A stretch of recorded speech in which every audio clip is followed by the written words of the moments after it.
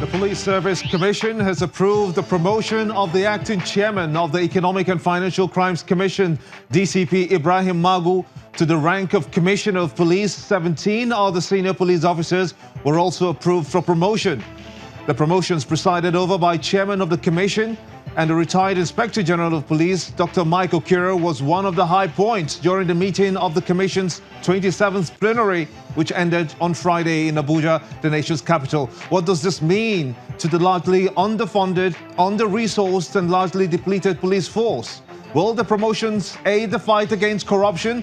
Data feeds are coming through in one place simultaneously on all our social media platforms, channelstv.com and on youtube.com/channels, where you can follow us right now. On m.channelstv.com and on Facebook as well. We've got all our platforms and social media covered. Be part of the show. Tweet at Gimba Umar CTV. Use the hashtag State of the Nation to air your thoughts. The police have indeed returned the Mace, which was stolen from the Senate. In less than 24 hours, it was given to the police to recover it. The Red Chambers, in a statement, condemned the incident as an act of treason and an attempt to overthrow a branch of the government by force. It also accused lawmakers representing Delta Central Senatorial District, Senator Ovie Omo-Agege, claiming that he led the Hoodlums to plenary to seize the symbol of authority of the Senate, an accusation he has indeed denied. Will investigations reveal the truth on what happened in the Senate? Who will be punished, as the Senate swore that the matter will not be swept under the carpet? President's spokesman Femi Adesina has said in a statement that, typical of their stock in trade, manipulators and twisters of Mr. President's statement lie in the waiting to make mischief. Interpreted the comments to mean that President Buhari had taken all Nigerian youths to the cleaners. But elementary English recognizes a wide gulf between a lot of and the word all. We're going to focus on that much later on the show. It's prime time here in Lagos, and this is State of the Nation.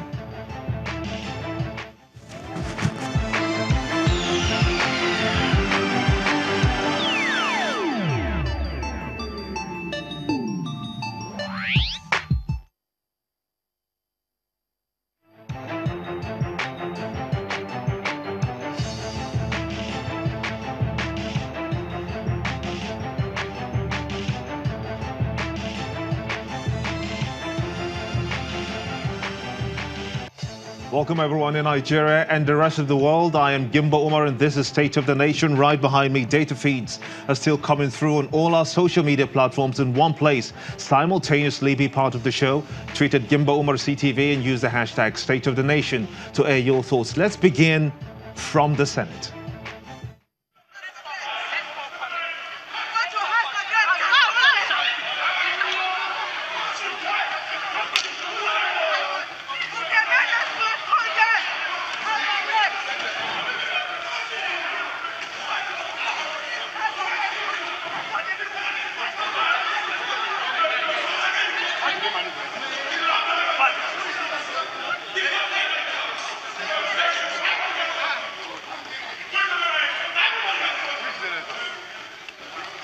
Before their very own eyes, in the center of the hollowed Red Chambers, the Mace was whisked away. Just wait for it. That's the picture. Utter disbelief for the senators. It was recovered by the police, though, in less than the 24 hours it was given to do so by the Senate. Many questions have been thrown up as what or who is behind this treasonable act, according to the Senate. Let's analyze the situation further. Senator Ayo Arise, as well as Bishop Amakiri, the national chairman, Young Progressive Party, YPP, joins me from our Abuja studios. I want to thank both of you, gentlemen, for coming on State of the Nation at this time. Let's begin with you, Senator Arise. Since that's your jurisdiction, the Senate, your party, the APC, says that, let me get that quote again, the invasion of the Senate and the theft of the Mace is an attack on Nigeria's democracy. Was this statement by your party made considering the events of amendments of the Electoral Act 2010 and altering of the sequence of the elections by the National Assembly? Do you think your party put that into consideration leading up to that very ugly incident we saw at the Red Chambers? I believe the party stated the obvious on what happened. It's not about what led to it, but it's about what happened, and we also, as Nigerians, that action was a total embarrassment to the Senate. But I haven't said that. The issue leading to the suspension of Senator Ovi Omagege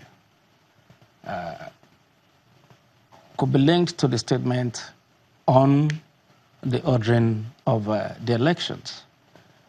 But we are learning this democracy. Obviously, a lot of jurists, particularly Femi Falana, stated that the Senate has no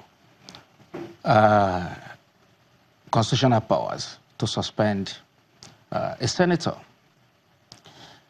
I want to I want to agree with him to an extent. In the democracy that we copied, the US democracy, there is no suspension. There is only expulsion. And expulsion can only happen by a 2/3 majority of the senators in the US. And I believe that the fact that there is no suspension is as a result of the fact that a person has been voted in. When you suspend that person for a period, those who sent him to the Senate, his constituency, will have no representation. Whereas if you expel a person, there will be a replacement for that person to come in. And we should not casualize the seat of a senator. It's a chamber where almost everyone is equal. Anybody can become the Senate president. And we are sitting representing our constituencies.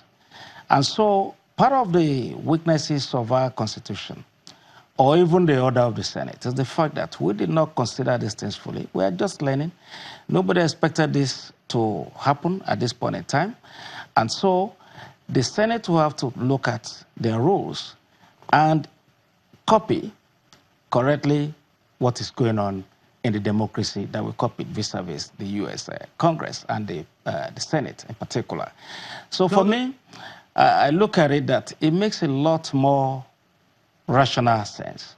If a person contravenes the rules of the Senate, and of course, in the almost 300 years of US democracy, only 15 senators had been so disciplined by expulsion. And if you look at the fact that this started since like 1789 up to this point, you marvel that in only 3 years of this 8th Senate, we know of 2 suspensions already.